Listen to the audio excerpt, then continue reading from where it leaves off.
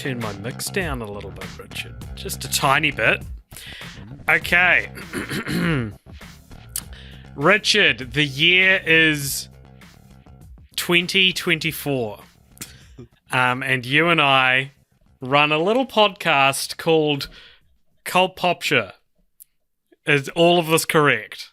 To the best of my knowledge. Okay, cool. Now, what many people might not know about this podcast, because it's not a very big podcast, so objectively not many people would know this, but we cover a different film franchise every fortnight.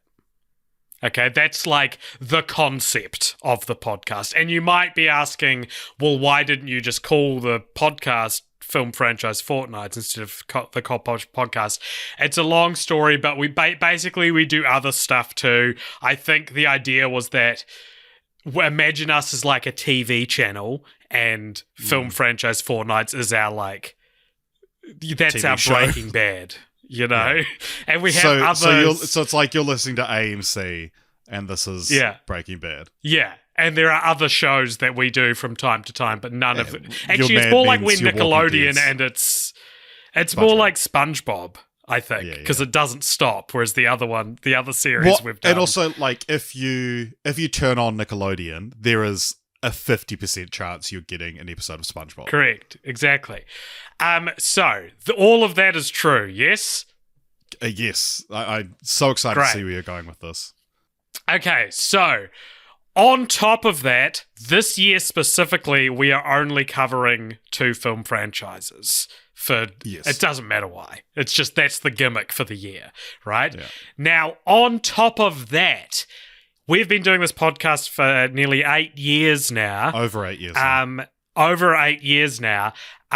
And one of the things we've done every year since like the 3rd or 4th year is a thing called REDUX, where we go back in time and revisit a franchise we covered when we were younger and less, I don't know, intelligent. Handsome. Theoretically. I think I'm more handsome now than I was at 23. Yeah, so you were younger and less handsome. Right, I see. Okay, so that is also true. We are doing that this year, but it is combining with the fact that I said before that this is we're only doing 2 franchises with 2 films in them this year. I probably didn't explain that as clearly as I could have. So those 2 things are combined. So we are doing Redux again this year, but because it's the year of 2 film franchises, we called it 2 film, 2 franchise. Not a very clear name, but a funny kind of inside joke on a metatextual level. Because of that, we only looked at redoing 2 film franchises that we've done before, because that's kind of a precedent we've set with Redux in the past. So they can be kind of themed, or different parts of the show are valid for reduxing and others aren't, that sort of thing. So all of this being said, welcome everyone to Film Franchise Fortnights. To Film Franchise Fortnights on the Cult Popture podcast. Actually, welcome to the Cult Popture podcast. This is Film Franchise Fortnights, 2 film, 2 franchise. We are doing Redux this year, but we are reduxing a previous 2 film franchise. That previous 2 film franchise, Richard, is Nymphomaniac, Volume 1 and Volume 2, directed by Lars von Trier in 2013. Welcome. Thank you for having me. You're welcome. So the interesting thing about this particular Redux, and every Redux I think we've done has had like an interesting angle to it, like maybe. What did we do last specifically? time? Yeah, people wanted us to redo these for a reason. Last time was Jurassic Park? Or was that 2 years ago? Was that last year? I feel like that was 2 years ago. Let me pull it up. You say what you were going to say. I was just gonna say, like, were they all interesting? Because maybe they weren't. But we've reduxed Spider-Man, we've reduxed Freddy vs. Jason. Last year we did Back to the Future. Back to the Future was the one that I felt I had the least reflection about the redoing. So the reason why Nymphomaniac is an interesting one for us to cover is it kind of snuck. I was not expecting Nymphomaniac to win, and so I never considered anything other than Sisterhood of the Traveling Pants being what I've been thinking about at this time of year. And Nymphomaniac is a film that I watched, that I would say both of us watched for the first time. We watched it in season 2, which was 2017. And I feel like you and I have both like grown so much as people, as filmmakers, as lovers since this. I was waiting for you to come in with the clutch there. I was like, say something, give me a rule of threes, funny one.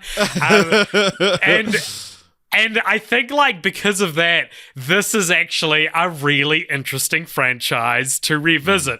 Apologies, we are a bit late. I did get COVID for the second time like a fucking dork.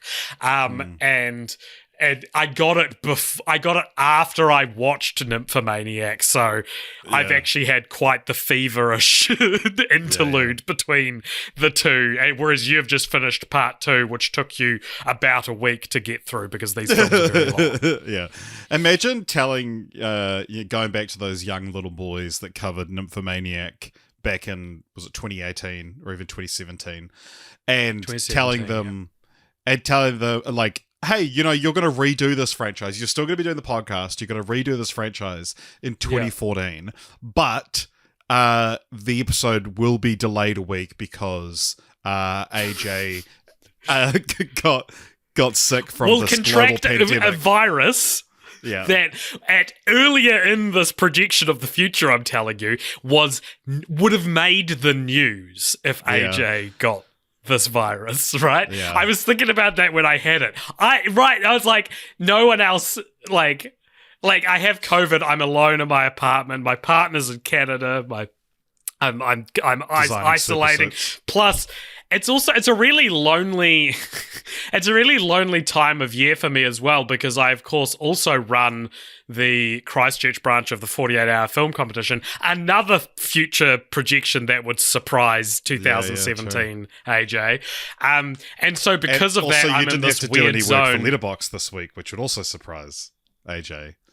2017. I guess so, because he was sick, but I guess bringing up Letterboxd in that conversation. Yes. So, I'm not doing any work for Letterboxd now. Why is that important? All of that is a super provides a super interesting lens for, I guess, because like I'm keeping secrets from the closest people in my life right now, I guess is what I'm saying, because you, for example, entered a film in this competition and I can't tell you what I thought about it. And I hated it, but I can't tell you that. because I'm a judge, so I can't tell you anything, and that goes the same for the closest people in my life, basically. So it's been a very secluded... I am the closest person in your life, so... Exactly. So it's been a very secluded time. Yeah, you start with the big guns, and it's like... Yeah. Anyone else is child's play compared to how much you love me. Yeah, exactly. So, all I'm saying is all of this past week has provided me a very interesting lens into a story about a guy that's essentially this dude that doesn't talk to anyone and lives in what feels like a prison at times. Like this really like small little quaint sort of liminal space in the world. And he is constantly interrupting other people's stories to try and make it mean something more. And he's just ultimately revealed to be a horny loser. So I'm just saying, it has never been a better time in my life to revisit possible Nazi Lars von Trier's films. Yeah, right. Nymphomaniac and Nymphomaniac Volume 2. Right, because the crux of this whole thing is that you see yourself in Seligman.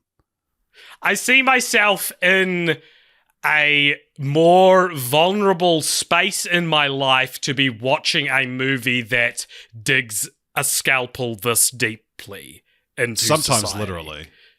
Yeah, that's absolutely true as well. So all of this is to say, I've had an interesting experience with this franchise. But Richard, what the hell is it? What the fuck are you talking about? Stop elaborating. I feel like I've walked into the cinema late. Can we go back and can you just tell me what the fuck is Nymphomaniac Volume 1 and 2?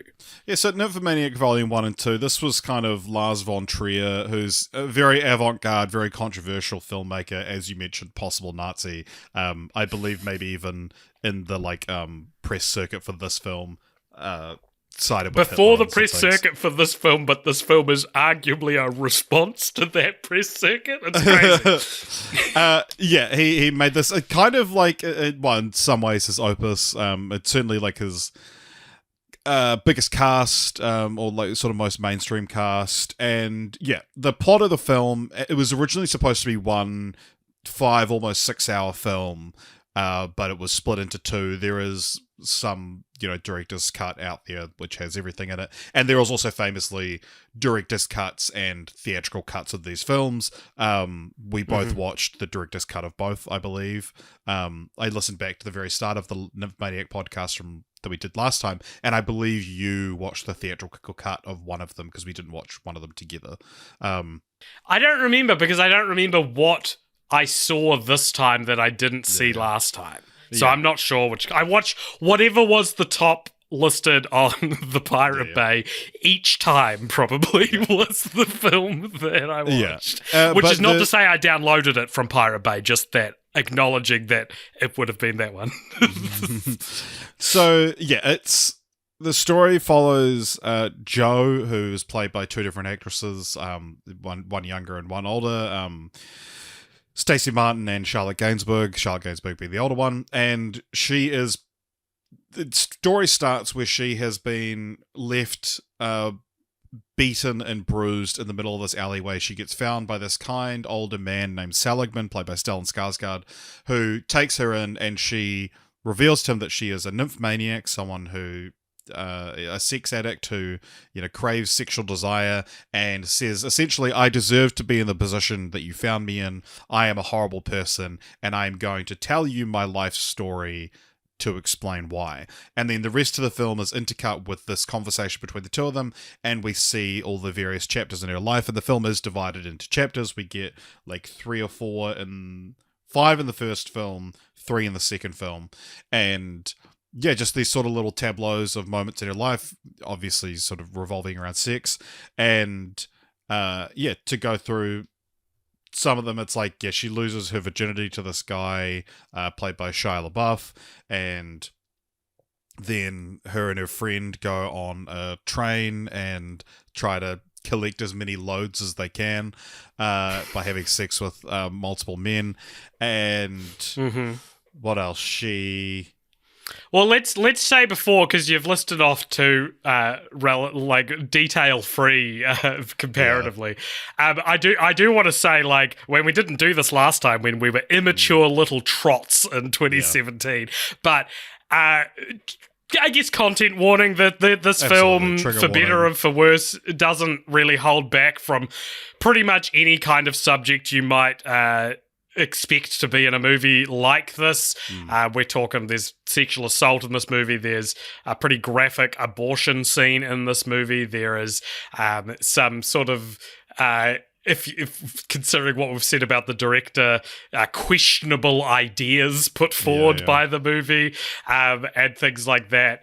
It's certainly it's not a film for the squeamish or like prudent, because yeah, I mean, like you said, like there is actually like incredibly graphic stuff in this, and we'll get to that in a moment, I'm sure. But like whether that's blood or sex or whatever, and then also it deals very harshly with a lot of these topics, like throughout the film. As example of sort of how the film treats its subject matter, that when referring to the main character's vagina, they pretty much only ever call it her cunt, and it's said in like so you were talking about your cunt earlier. That's just the word they use,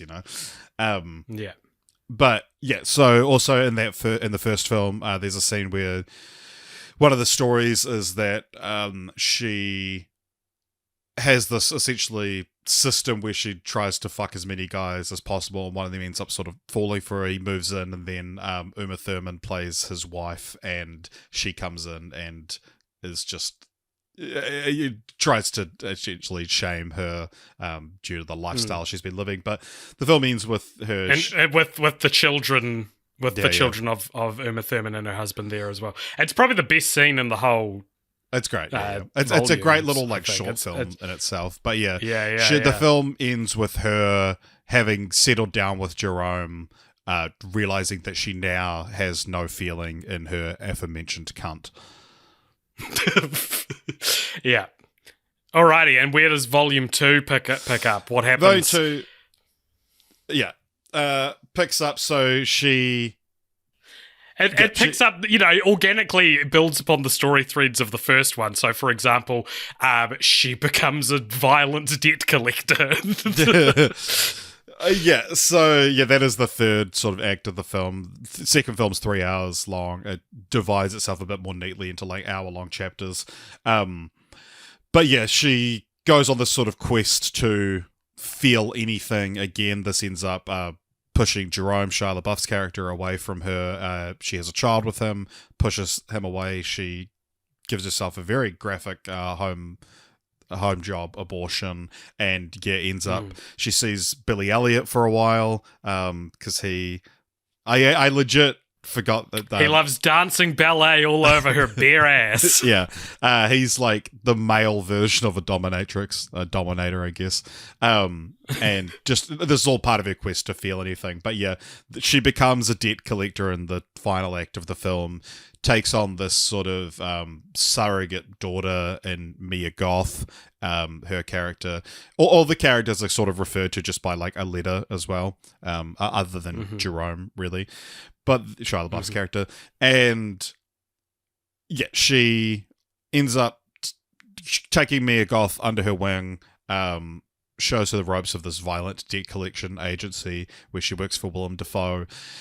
They end up getting Jerome as a client that they have to collect a debt from, and then Mia Goth starts sleeping with her with Jerome, and also does start sleeping with Joe, the main character. And Joe feels betrayed, tries to kill Jerome in an alleyway, and the gun doesn't fire. He beats the shit out of her. Mia Goth pisses on her. They leave her in the alleyway, and that's where Seligman finds her at the start of the first film. And then the film, this was sort of a big talking point last time, the film ends Seligman having listened to this entire story. Even at the start of Volume 2, he sort of confirms that he mentions that he's asexual, and that the sort of whole point of his character throughout this is that while she's talking about all these like animalistic desires that she acted on and why she's such a horrible person for that, he approaches everything very logically and being like, well, no, like, because of science, it makes sense that you would react like this. And so, he's never like scintillated by her stories, in a way, when it sort of, anyone else listening would be like, holy shit. Titillated. And, but the film ends with them having this sort of nice moment where it's like, hey, you know what, like telling my story to you actually has made me sort of rethink my life, and maybe there is a future for me. And he says, all right, well, I'll let you get some sleep. And then he sneaks back into her room and attempts to rape her. And the film cuts to black as she wakes up, and he says the immortal line, but you've fucked thousands of men. And then she shoots him and kills him and escapes. And this is the shot is all done in complete blackout. Nymphomaniac is kind of an important film to the Cult Popture podcast, an important franchise. And I think I may as well get this out of the way at the start, but if you've listened to the Cult Popture podcast before, which I'm sure you have, because why would you put on this episode? But we rank our franchises at the end of each episode, and we have something called the Nymphomaniac constant, which we don't explain what it is every time. We don't explain what it is nearly as much as we should explain what it is. Yeah. So when we did the ranking, which was a year or two after we covered Nymphomaniac, but we talked about the Nymphomaniac 1 is like an incredible film. We've said before it's possibly one of the best films I've ever watched for the podcast. And then when we were doing the ranking, we decided, oh well, Volume 2 is as bad as the first one is good. So this is like a perfect zero franchise, or a perfect middle of the road, whatever your scale is. It's a perfect middle of the franchise. And so we always talk about, okay, is a franchise more good than it is bad, or is it more bad than it is good? Because that decides where it lies on the Nymphomaniac constant, which is a perfect zero. My scale goes from 10 to -10 in this explanation. Yeah. But a large part of that is because of the ending, right? Like it just the end leaves of the film such a leaves bad taste in your mouth. Yeah. Such a horrible taste in your mouth. And it's interesting because watching the film, I remember Seligman sneaks back into her bedroom, and I remembered him saying a line that is just like a horribly disgusting, but meant to be line. But it wasn't until right as it's happening that I was like, she kills him as well, doesn't she? And I think that's the part I dislike more as well. Can kind of see, I can get thematically that it is a kind of hashtag all men thing, and also kind of an indictment on the audience as well. Like you're trying to make, the final shot of Wolf of Wall Street is an Auckland crowd watching you, and it's like a statement about how you're going to take the wrong message from this because look at how captivated this audience still is, even after I've showed you all the fucked up shit he's done. And it felt especially pointed at you, Richard, considering it took place in your city. It was exactly. this is really hard to. I didn't live there. I lived in Christchurch still when I saw it, so I was like, those Auckland folk, fuck them. This tracks for Aucklanders. But I do thematically get him sneaking back into her room, and that it is like a thing of, because the film quite famously features legitimate hardcore pornography in it. It is intercut. They I'm sure you'll have more information about it, but they filmed scenes with real porn actors, so there's full on double penetration, close-ups of vaginas and assholes and erect penises and all this stuff, everything you could expect, and full penetration. They show all of it, and I think it is one of those things that Lars von Trier is saying that there are people that will watch this just for the sex, because they're going to be the kind of thing where it'd be like, have you seen Nymphomaniac? No, but I've seen certain scenes from it. We make that joke on the original Nymphomaniac episode of Film Franchise Fortnights, because I listened back to it for research, and but the way you've phrased it there is in, that old chestnut, that old joke, that didn't happen. We just genuinely said that on the episode. But that's how long ago it was. That it's the character of Seligman, that he could sit there and listen to all of this and what you're supposed to get out of the film and what the film tells you that Seligman is getting out of her stories. At the end, he just thinks, oh, this chick's easy. This is a chance for me to get laid. And so I didn't feel as thematically betrayed as I did the first time I watched it, but I think her killing him is so stupid. Well, I'll say this about the Nymphomaniac constant, especially, and the idea that it's a perfect zero on a scale of -10 to +10.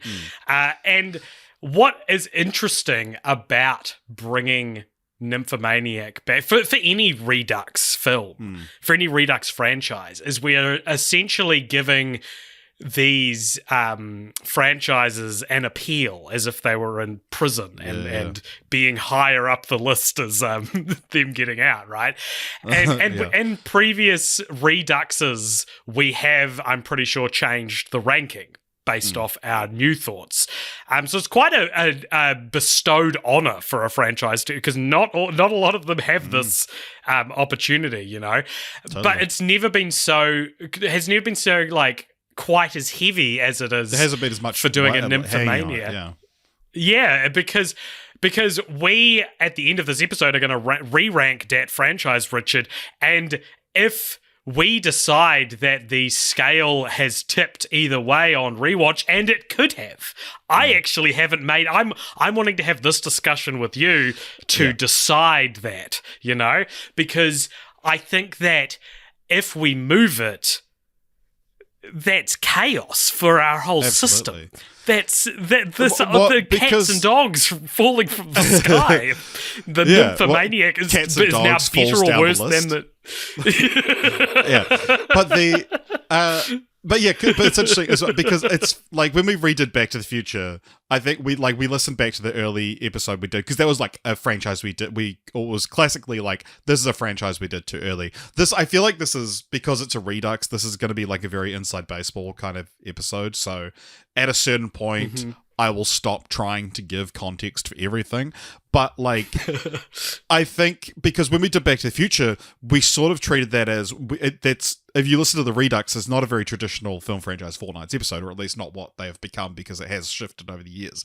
But like, the way we talk about Back to the Future in the Redux is it's like, let's go on our journey with the franchise as a whole, rather than each film individually, which is what we sort of now do.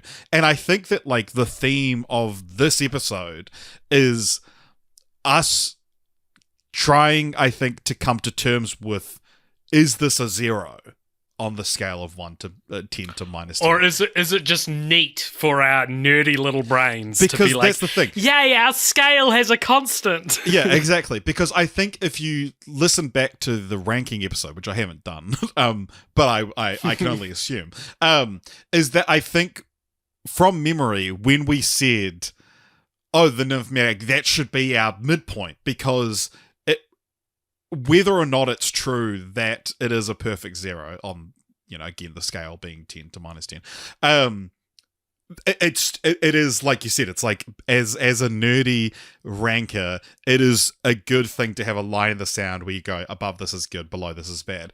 And I think we just reveled in the fact that, it can be this thing for us. And when we ranked them, we were a year or two away from having watched them, so we just had this memory in our heads of, the second one is really bad because it has this bad ending. And it was really interesting, especially because it took me like 3 goes to actually sit down and watch this, to have enough time to watch the second one. So I watched it sort of segmented in the way that it is. And for a long time, I was like, this is just as good as Volume 1. Like, is there... do I hate this movie historically just because of its ending, or does it actually drop off earlier than that? And I think it does, I will say. I think it drops off earlier than the last 30 seconds, which if you'd asked me a week or 2 ago, I would have said like, can't remember. It's ruined. It's ruined by its last 30 seconds. And its last 30 seconds is so bad that it actually ruins the film. But yeah, I think the last hour, like you said, her becoming a violent debt collector and the subplot with Mia Goth. I think that's bad. I also think that the recasting of Jerome as like an older Shia LaBeouf is one of the most distracting and like anti-art house things to appear in an art house movie. It feels like... I can't even understand Lars von Trier's decision for it, because for context, so it's... very early into Volume 2 is when they do the switch from Stacey Martin to Charlotte Gainsbourg, but Shia LaBeouf is the same throughout, and it's like, okay, and I can understand that. Like, I don't need Jerome to be played by 2 different actors. This is her memory of him throughout the whole thing. Like, it's I buy into that so easily, and I also think Stacey Martin and Charlotte Gainsbourg do a really good job of playing the same character, that it helps you bridge that gap a bit. And then Jerome is played by Shia LaBeouf right up until his last 2 scenes. He disappears from the movie for about an hour, and then he reappears again as like, oh shit, he is the next debt we've got to collect. He is played by someone different.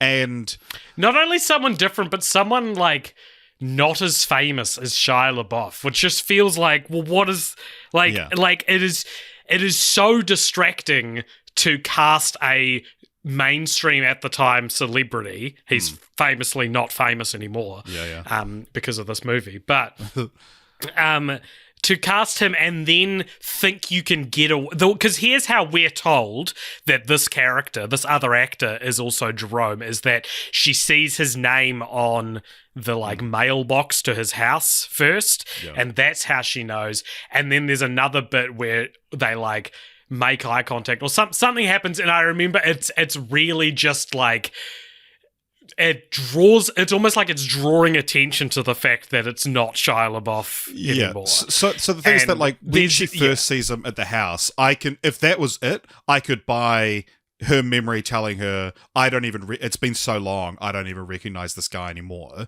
That kind of works. But then their final scene together where she so important for the character. Yeah. She tries to kill him. He beats her up and then has sex with Mia Goth in front of her in the same way that she lost her virginity to Jerome with 3 humps into the vagina and 5 into the anus, which is a Fibonacci sequence, their Fibonacci numbers. That he is doing everything in this scene to hurt her, and it is so important thematically that you as the audience are experiencing the pain that Joe is, but it is not a familiar character to us, and so it completely destroys what that moment is supposed to be doing. Even if this actor had showed up when the switch from Stacey Martin to Charlotte Gainsbourg had happened, that would also be fine. I could buy into that, the world has a time jump. But it is just so... I do not get what he was going for in this moment. Charlotte Gainsbourg and Shia LaBeouf do share one scene mid-transition as well, which I think muddies the water. Yeah, well, not even one scene. It's the transition happens at completely different times for them.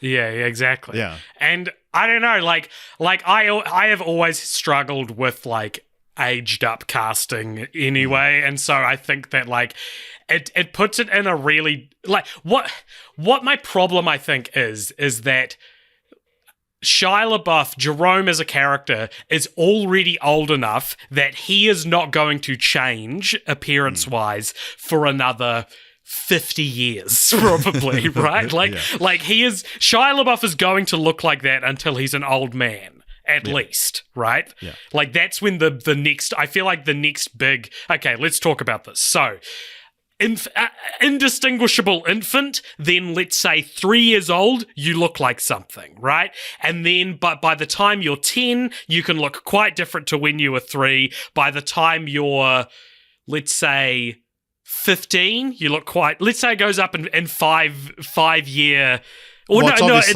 exponential. It's exponential. Once you hit 20, you start to look the same for... Once you hit 20, you look the same until you're at least late 60s, I reckon. That's when you start to look it depends on the more person. different. It does, of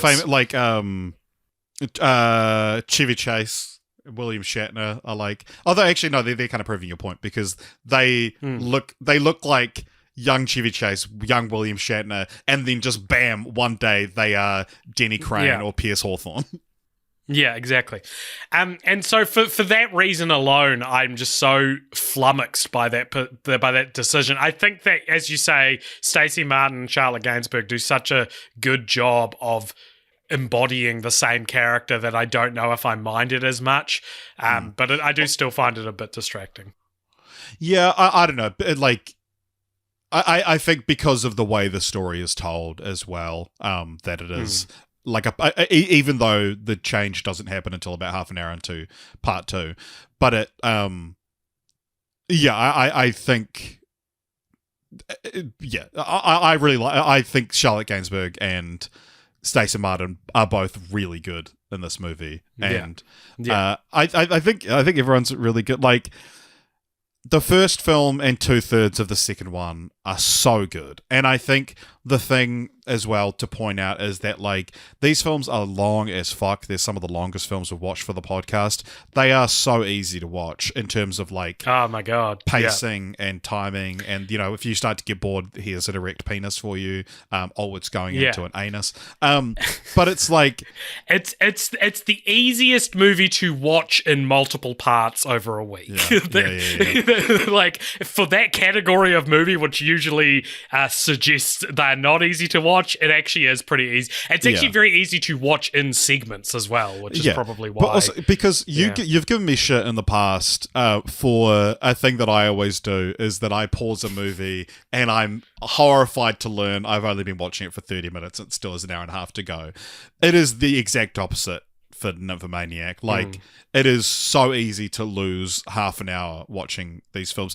And it is, like, because so much of it is just slow scenes of people talking. It's captivating character work. It's like so incredible well direction. And it is, like, the way it is directed, the way they are edited, and, like, the way it's full of, like, continuity errors, but it doesn't matter. Like, it's things like, you know, it'll cut from someone sitting down, starting a line, and then they'll finish the line standing up, and the camera works really janky. But it's like, you fully buy into it, and the way it's like intercut with like stock footage and these like extreme close-ups, especially when you see like a real action-packed or even like a real violent like piece of stock footage or like historical footage, and it's completely silent. It's like, oh fuck, it gets me every time. Like, it's they're very well made films, very well acted. I'm not going to sit here and say that I think that the set was probably a particularly safe place to be necessarily. Interesting. Yeah. So I do have some stuff on that if you're interested. It's not as grim as you might be expecting. From what I've seen, so Charlotte Gainsbourg and Stacey Martin are in the majority of the sex scenes in the films. And they have both sung Lars von Trier's praises. Or at least they've both, like, they haven't complained about anything. They've said, like, they've talked about what it was like, said it was boring to shoot sex scenes all day. Because also, you knew what you were getting into with a film called Nymphomaniac. Exactly. So I couldn't find anything on that. What I did find is interesting here is that I think my favourite aspect of Nymphomaniac is actually the poster campaign, which was the character, all the main characters from the films, and the idea is that each poster is them it's showing their O face in the midst of an orgasm. I do think that's a really cool idea, and I do love like a concept series poster.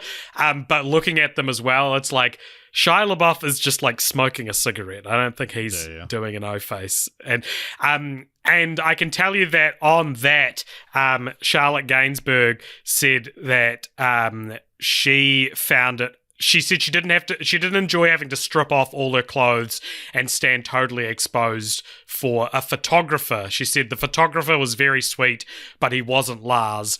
And to go that far, just pretending to have an orgasm without Lars was suddenly awkward.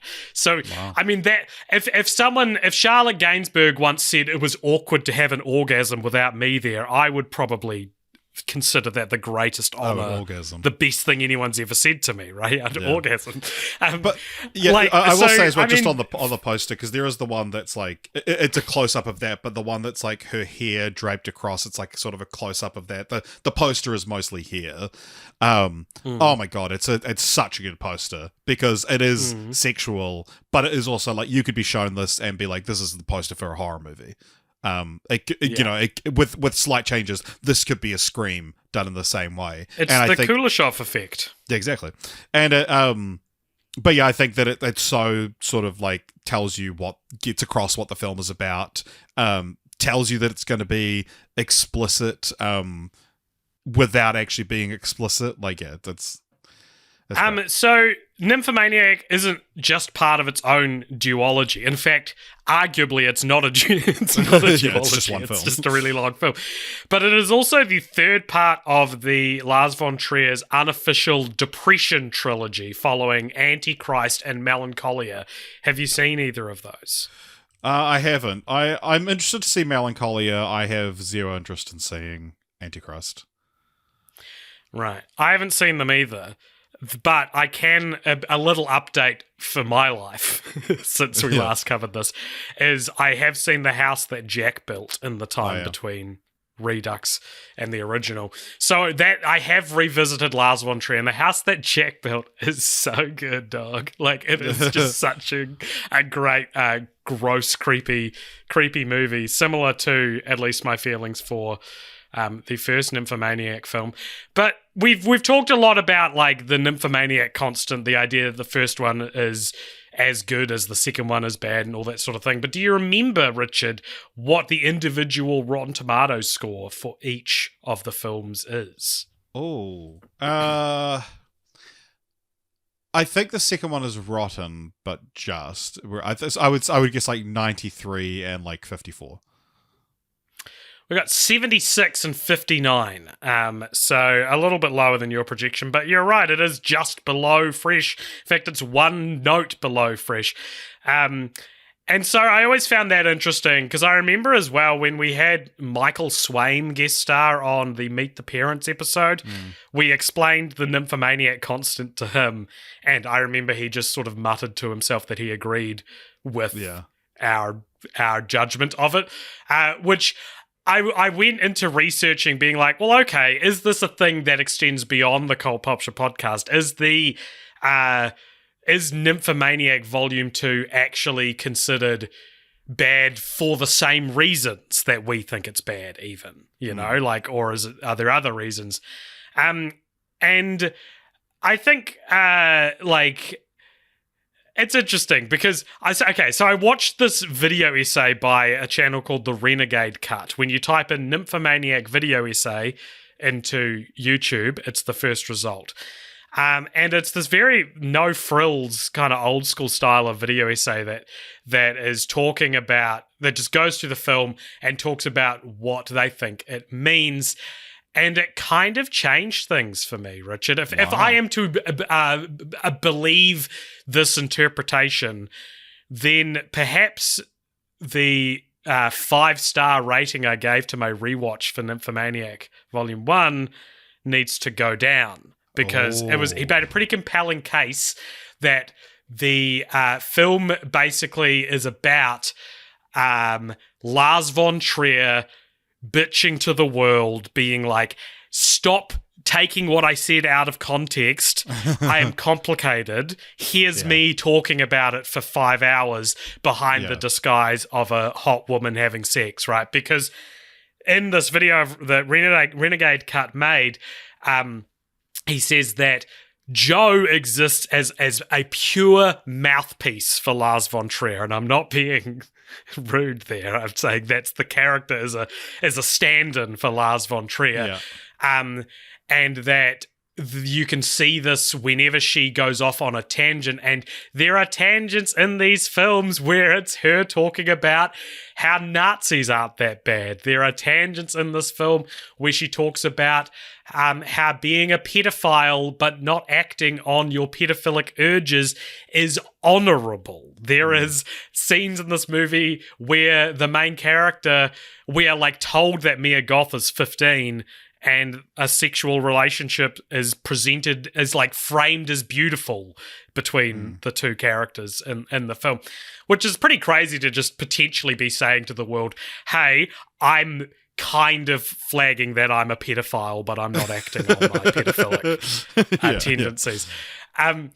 So like all of this I thought was really interesting, but then it was like, so who is Seligman? Like, what is Seligman's role in the story? Because I've always, when I've recalled Nymphomaniac, since watching it, I've always felt frustrated because I relate so much more to Seligman up until that final scene, which is kind of what I felt betrayed the whole movie for me, is that the character that I was identifying with turns out to be horrible and then gets killed. And this video essay was like... Now you identify with Joe. This video essay was like, Seligman is the audience. Seligman is the movie-going public. And this, like, it explains his experience with the movie-going public, how they're they're always trying to, like, find answers in his stories that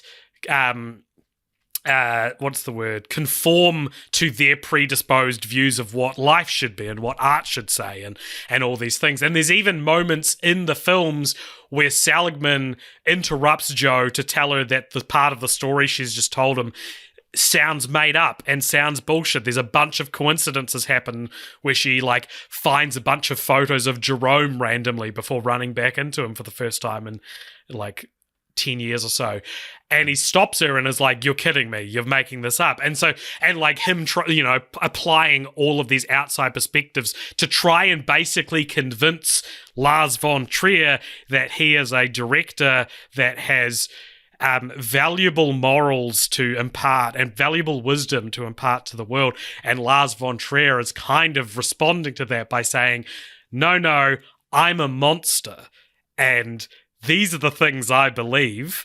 And at the end of the movie, he's basically saying, not only are you wrong, you're actually been worse than me this whole time, and you're a rapist. Like he condemns this condemnation of him. He uses a 5-hour movie to talk about how it is unfair that he has been called a Nazi for saying that maybe Hitler wasn't as bad as everyone says. And he's saying that the people that are the ones that are the progressive, the woke left, which I'm sure wasn't really terms in 2014, but they are coming to try and be like virtue signaling and tell him he's wrong, when at the end they are the true perverts, because those are the ones that hear his stories, and as you said, they still take the thing they get from this as right. So she'll have sex with me, which makes my feelings for these films a lot more complicated. Richard, how do you feel after? Do you agree? Do you buy into that theory? Yeah. I mean, because I sort of already said, just with my own intelligence, that I thought that Seligman was somewhat of an audience surrogate. But yeah, I think there's an interesting thing for a director to be working through his issues like that, and to frame himself as a character who frames themselves as the villain of their own story. But yeah, I don't know that it's necessarily as cut and dry as, no, you were worse than me. I want to believe that because the rest of the film is so intelligent, but that ending is so dumb that it feels thoughtless. And again, maybe that's the point. Art's supposed to make you feel something, and you felt something, motherfucker, so you validated my art. Seeing Mia Goth in the second one and having forgot that she was in these movies is a really satisfying answer to why I've always felt like Mia Goth is familiar, but simultaneously just came out of nowhere. Yeah. Like, this isn't helped by the fact that I haven't seen the Pearl X trilogy yet. But yeah, like seeing her in this, I was like, this is why she feels like she's been around for this whole time, but I've also never seen her in anything. Yeah, it's also interesting, because she's married to, or was it Shia LaBeouf. I don't know if they're actually married, but they were really to be married. It's like a whole thing, yeah. But they met on the set of this film, but she famously only interacts with the other actor who plays his character. Yeah, true. Well, on Shia LaBeouf, another actor, or another perspective where in 2017 we may have had different things to say about this individual.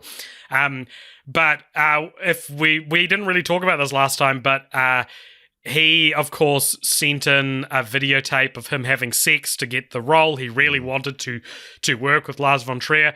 And when he was working on it in August 2012, he had this to say. This is a quote from Shia LaBeouf. And let's judge this with our progressive 2024 minds, the wisdom we've gained over these years of understanding that, sometimes the art's not worth it. Sometimes a good piece of art can be made by a depraved individual even. Well, look at $1 Genre.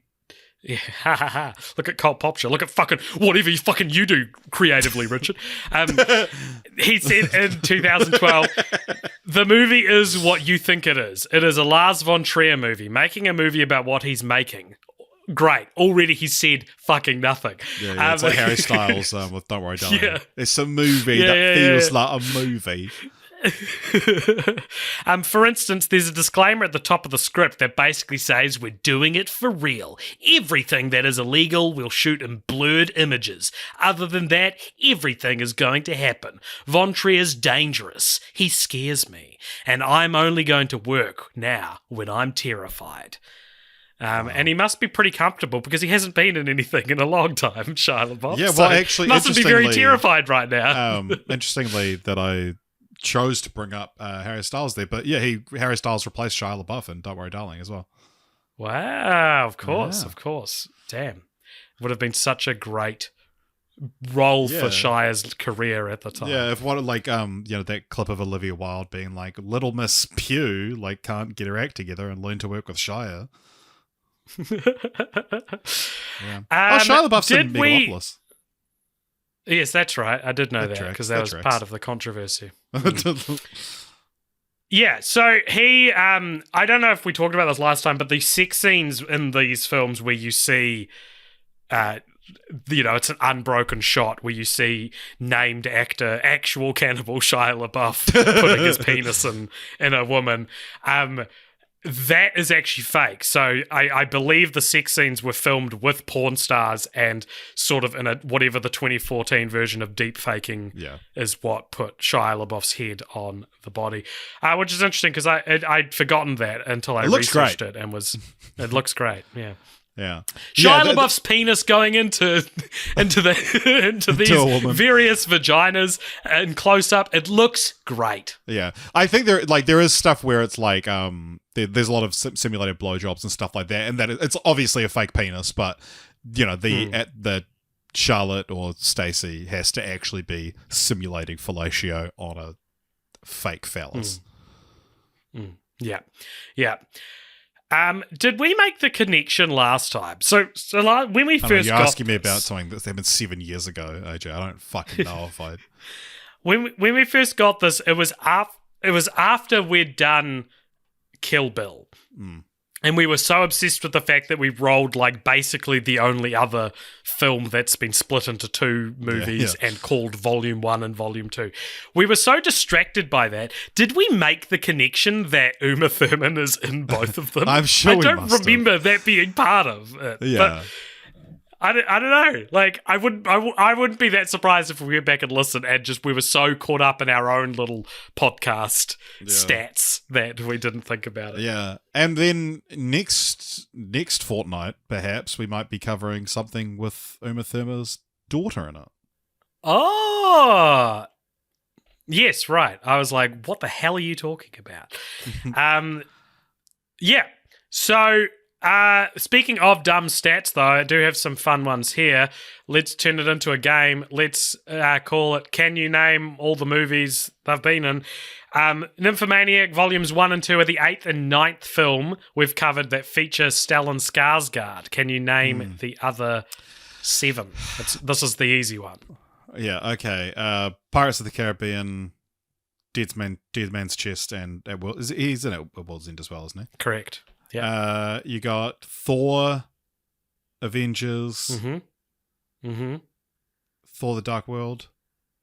Is there any other Marvel ones? I think he's in. Is he in Age of Ultron? You see his picture, I think.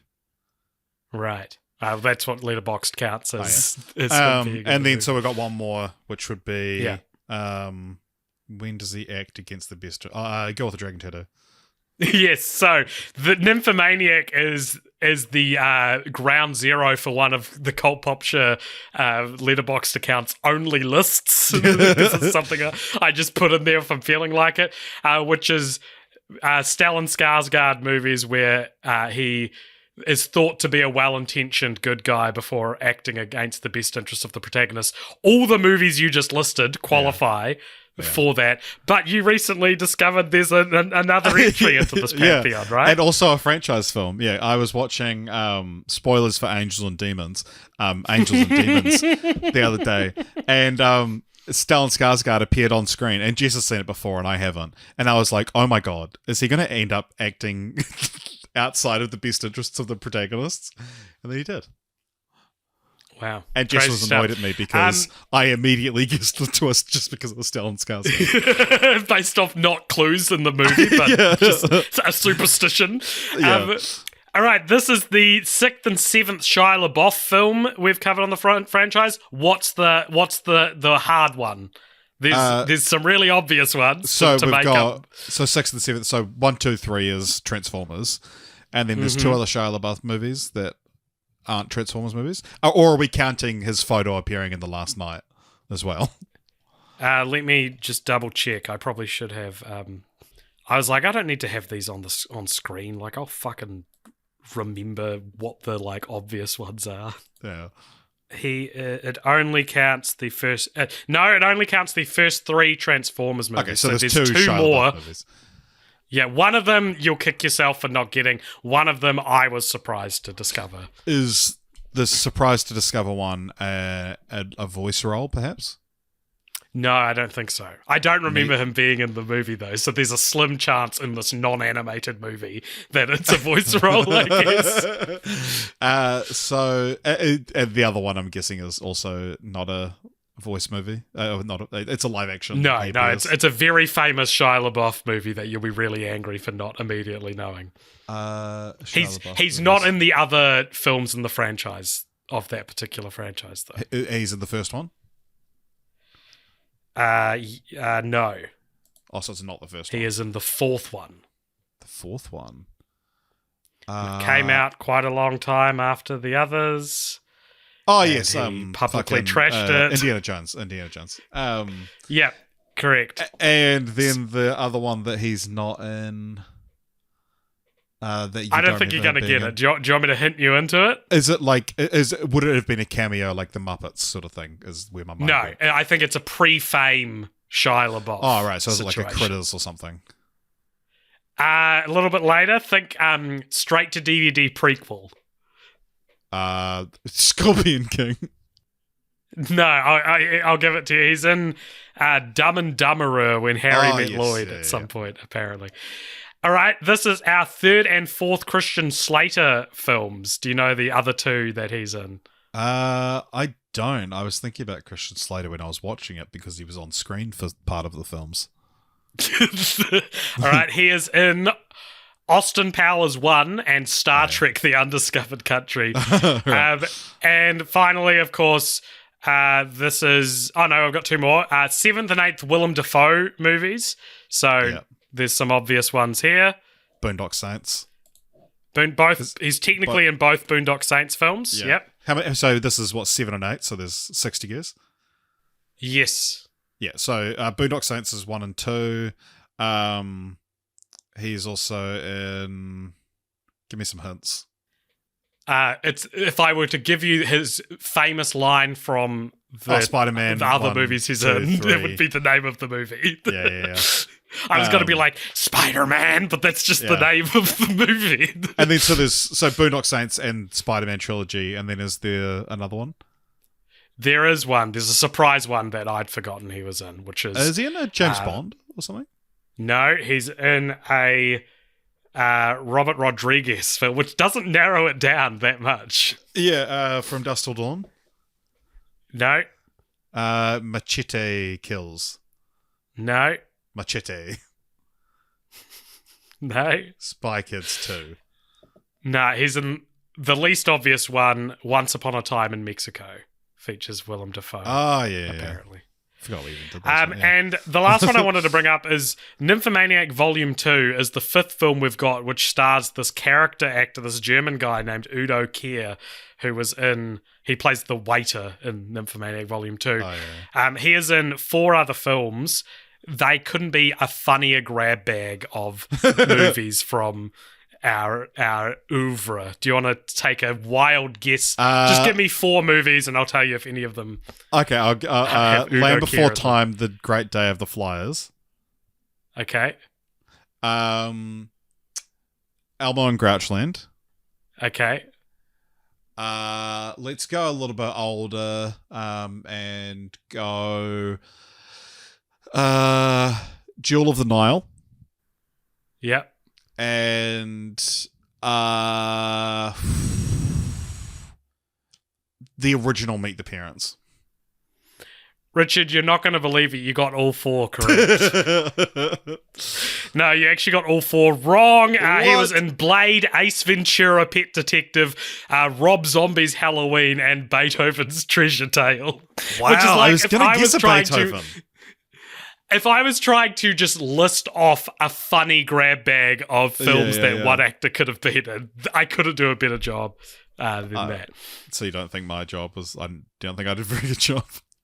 No, terrible job. But you didn't do as bad of a job as whoever it was that entered this trivia onto dumb IMDb trivia. Oh, hell yeah. Sorry, not just onto IMDb trivia. So IMDb trivia is user-generated, so we don't do it so much anymore, but I was strapped for content, so I went on the IMDb trivia page because we weren't doing dumb IMDb trivia when we did the original Nymphomaniac. Right, yeah, true. But we do have an awesome little, where it's a bad piece of trivia and it's, rife with punctuation errors. So we've got a crisp, golden, hidden gem of dumb IMDb trivia for Nymphomaniac Volume 2. It says, when P goes to Jerome's house to collect on his debt, Jerome is not portrayed by Shia LaBeouf, but rather a lookalike. Full stop. Then lowercase I in both scenes. Full stop. So, it's saying that the guy they get to play Jerome in those final 2 scenes is a lookalike of Shia LaBeouf, which is terrible lookalike, but also just that was how that was interpreted. It's like it's not Glover obvious in that Back it's to the Future 2.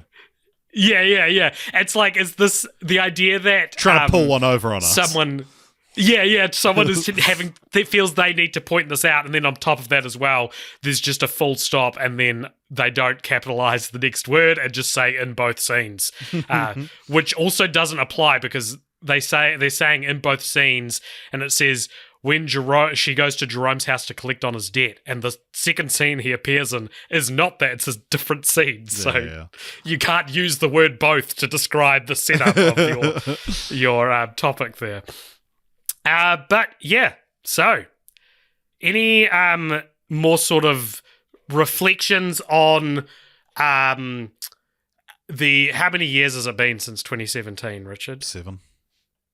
7 years since we last watched this, Richard. So any other reflections or differences of opinion? I will say I don't think I was I think I've seen enough similar movies to Nymphomaniac Volume 1 now that I wasn't as seeing colour for the first time as I was see the sky when I first like a piglet seeing the sky for the first time. I still gave it 5 stars for the drama because our Letterboxd reviews flow through to our Discord, and every time I log a film franchise Fortnights film, I hope that I can do something to stir some conversation in that Discord. They seem largely uninterested with anything I have to say about movies. Which makes me assume they don't really listen to this. Because also no one really seemed to notice or care that the podcast is a week late. We said it would be a few days late, and then we just did an update. Beyond that, so I still did it for the drama, but I don't know. I feel like maybe my feelings have changed, and what better time to? Oh, we got to continue the franchise. Do you want to rank it first and then continue the franchise? What better time to address these feelings and continue the franchise? But I think I have a happy ending, so to speak, for this debacle we've put ourselves in. Because if we're asking, does Nymphomaniac still fit the Nymphomaniac constant? If I'm talking about just like enjoyment, I don't think it does. I think it would go below the Nymphomaniac constant, whatever like that means in this context, right? Like, because of all these, like all the things I've learned about Lars von Trier since seeing this film do affect how I interpret its message and do affect how I like consider the direction that was used to get these performances, you know? Like, it is such a singular vision, and it is such a controversial thing. But on the other side, what it makes me feel now is that this now feels like a franchise I have complicated feelings about, because I cannot deny that some of the filmmaking in it is masterful. It is breathtaking how well some of the stuff in this movie is communicated, right? All of that is really good, and all of that stands up, and the performances are amazing, and it's like I'm interested in the story, and part of that is because it's so sexual, right? Like, I'm not going to pretend that's not part of the reason. 7 years ago, actually, we were a lot more flippant about this, and we're a lot more ready and willing to. Did you get a boner when came from? Did you get a boner when? And Richard, I was terrified you were going to ask me that on this episode, because I didn't want to answer, because these days my boners are between me and God. But I like, you know, like we because you don't have much of a relationship with God anymore, so I know that's what I do with my fucking boner. But like my point is more that like I am titillated in the ways you're supposed to be titillated by this movie as well, right? It appeals to me. Punch me, I bleed. All of that is still true. And it got me just thinking about this, and it's like, this kind of represents what the podcast has become in my life, because when we started this, the idea was like, hey, let's look at different franchises to try and like crack the code and understand the anatomy of a franchise, right? We've always said that's the point of the podcast. And somewhere along the way, the kind of what I became passionate about instead changed into examining movies and franchises that have dated in certain ways and reflecting on how that changes our feelings about, you know, and how we have grown. Like when we covered Nymphomaniac, I would probably, gun to my head, would have quietly still considered myself a Christian, right? And now I don't at all. And that's one of many examples of ways in which I have grown and changed and become a more open-minded person. Like, not because of the podcast, but probably maybe a little bit, like because of Nymphomaniac. And I think that, like, now watching a franchise in which I respect a lot of the elements of it, but it's also kind of creepy in other ways, and it's sex positive, but it's also directed by and starring some pretty depraved dudes that I wouldn't really want to like align myself with, you know, like what better constant, Richard, for our relationships with franchises and this podcast, and maybe then it shouldn't be moved from its ranking, because I think it still is the Nymphomaniac constant, just for a different reason. Because I have an interesting thing, because when you said that you were like, I think I want to move it down, I came into this podcast thinking the opposite. I think some of the similar to you, I think some of the sheen wore off on Volume 1, which is fine. I still happy to give it 5 stars. But I think I don't hate 2 as much as I had up until this point. So I actually was coming into this podcast saying, I think we should move it up. And so, do we cancel each other out and Nymphomaniac stays where it is? I think Nymphomaniac has to stay where it is. And listeners, you can pick whichever of those adorably idiosyncratic reasons we have selected for why. But also, I think, but it is not because we feel the same about the movie, and I think that's interesting still. Yeah. This is like one of those episodes of a status quo sitcom where like something crazy happens, but they have to reset it by the end of the episode so that the next one can be watched out of order. Because just one above Nymphomaniac, we have Speed. And I think Speed is actually just as valid as a constant. Speed is such a better constant than Nymphomaniac. I think we should put... I agree. I think we should put Nymphomaniac above Speed and Speed be the new constant.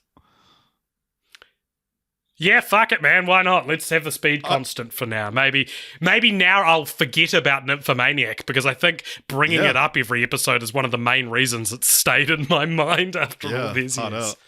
And I think Nymphomaniac is better than Speed. Sure. I think it's better than Fubar as well, which is above it. I'm putting it above Fubar. What about the Mighty Ducks? Is it better than the Mighty Ducks? Is Speed 2 Cruise Control better than the Mighty Ducks trilogy? Oh. Honestly, I was coming to this podcast expecting, not expecting the little speech you just went on. I was expecting to move it up like 50 paces.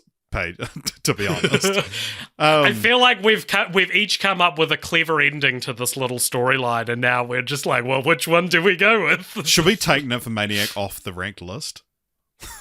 Does it cancel itself out to such a degree, or do we want to go with it's not a movie? Well, it's not a franchise. Yeah, it's not a franchise. That's the end we've reached, and we deleted off the list, and we now have a Speed constant. It's a Black Star franchise. Oh. Alrighty. Well, let's put it's currently wherever the fuck 98. we want to. I don't know. Would you want it anywhere else? I don't really care, man. I don't care about the ranking. Hey, off pod, sweet. I don't give a shit about the ranking. Okay, I reckon it's better than Ted. This is so silly now. Okay, it's better than Ted, but it's not better than Men in Black. It's going at 72. All right, there we go. Okay, it's not better than Men in Black. All right, well, time to continue the franchise now. I like you explained this beautiful reason why it should stay where it is, and then I agreed with you, and then it shot up 28 places. I like the Speed constant's way better anyway, because it's also about maintaining us anyway.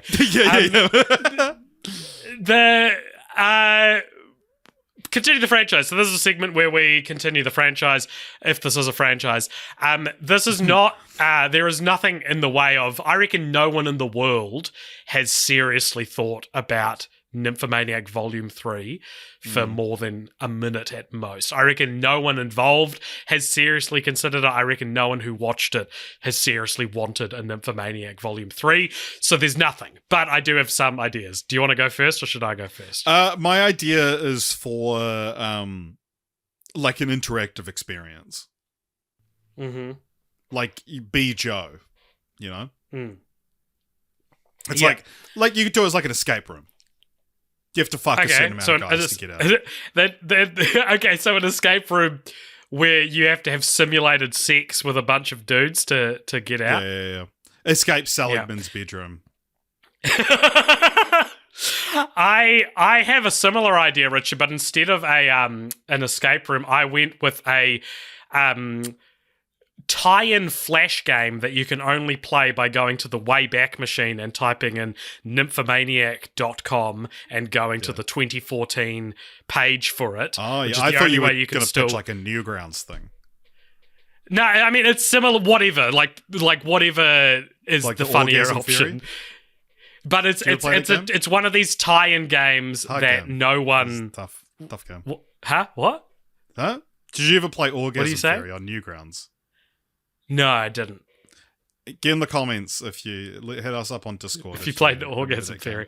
But like, I'm thinking like it's basically like you have to go around like a poorly animated game and tick off various sexual exploits, and they get harder and harder the further you go through the game. I was just that's the kind of shit that'd be on Newgrounds. Girl, but you play as the Orgasm. If you'd said Orgasm Girl, Richard, I would have had a different answer. Have you played that? Look. My boners are between me and God. Have you actually played Orgasm Girl? Oh, probably, dude. I was more of an E-Bombs World kid, which is like the bootleg Newgrounds, which I think actually makes it more dangerous than Newgrounds, to be on as a kid. Sorry, I opened the game up and I didn't hear any of that because I was blasted with the theme from Orgasm Girl. So that is the Nymphomaniac Redux. Yeah, let us know if you played Orgasm Girl. Let us know. Tell us your high scores. Maybe that's a prequel. We should do that for a film franchise follow-ups. Play Orgasm Girl. Yeah. Okay. Let's do it, man. Fuck it, man. Why not? Let's do it. So now is usually the time when we roll our next franchise. We usually draw randomly, but we're going to be probably in the same city in 2 weeks. So we thought we would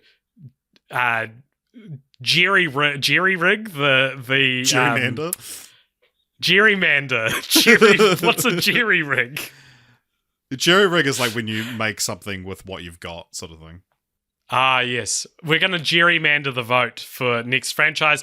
And we're going to do Inside Out and Inside Out 2. Weird to separate The Incredibles and Inside Out with Nymphomaniac, but that's the nature of the podcast. But also interestingly, because in 2 weeks' time I'll be, but for those listening elsewhere in the world, mainly the States, Inside Out just came out this weekend. For you guys, but we're getting it because it always happens with kids' movies in New Zealand. They delay them because the school holidays are different. So we'll be seeing it opening weekend in New Zealand together and then recording a podcast together, which is so cute. You guys won't even fucking believe. But yeah, in my new apartment. Do you want to do it in my new apartment? Well, where else are we going to do it, dipshit? I don't know. Just you haven't been over yet. I know, because I don't live in the same fucking city. Don't call me a dipshit. Hey, you just said this is going to be cute, and now I'm trying to make it. I'm trying to conjure the image for the listeners. I'm trying to yes-and your cuteness. So that will be next franchise. We'll be covering Inside Out and Inside Out 2 to tie into the release of it, which we haven't done in fucking ages, I feel like. We haven't done a tie-in episode. So tune in for that, and if you liked this episode, please consider following us on all the social medias and jumping in the Discord where you can tell us what your thoughts are about Nymphomaniac and our thoughts on Nymphomaniac as well, as in you can tell us our thoughts might also be there, but what I meant by that is you can tell us what you think of what we thought of Nymphomaniac.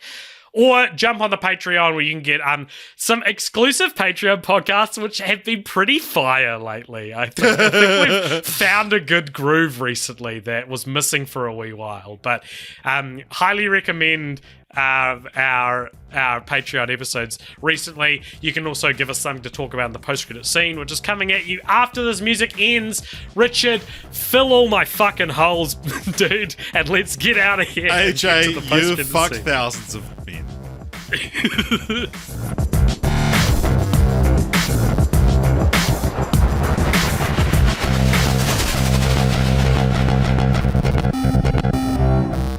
Welcome along to the post-credit scene. This is a segment at the end of each episode where if you donate $5 or more over at patreon.com/coldpopture, you get to give us something to talk about in the post-credit scene.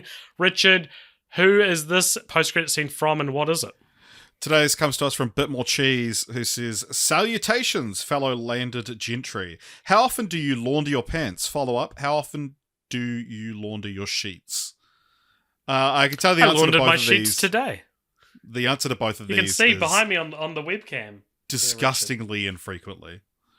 Don't say that on a podcast, man. We're too old to still be admitting shit like this on podcasts now. I'm getting a lot better at I'm getting a lot better at laundering my pants. I'll say that much. Sheets. That's the least important thing to launder. Pants. Yeah. Well, like jeans. Yeah. I don't know if I've actually really mentioned this before, but Jess and I drop our laundry off at like a laundromat who dries and folds it for us. Pick it up the same day. It's usually about $50 for 2 to 3 weeks worth of clothes. And it's one of these things. It's one of the like few really bougie things where it's like, I will just pay for this convenience so that I don't have to do it. And I'll pretty frequently put my pants in there after like jeans, and I've started also alternating my jeans more often But because I work from home, if I'm not seeing people that day, I will just wear like basketball shorts all day, and so my jeans only really get wear when I'm seeing people. Dude, I'm getting so into fat pants. Yeah. Like I think I've started collecting fat pants. Yeah. And then sheets, like they need to be washed, and I'm probably going to take my washing in tomorrow. And I'll be popping the sheets in there because nice, bro. What about your towels? Because those are the ones you always forget about. You know. Well, you don't. How many times? You don't need to clean a towel, AJ. The towel cleans me. Well, my question is more: how often do you change your towel?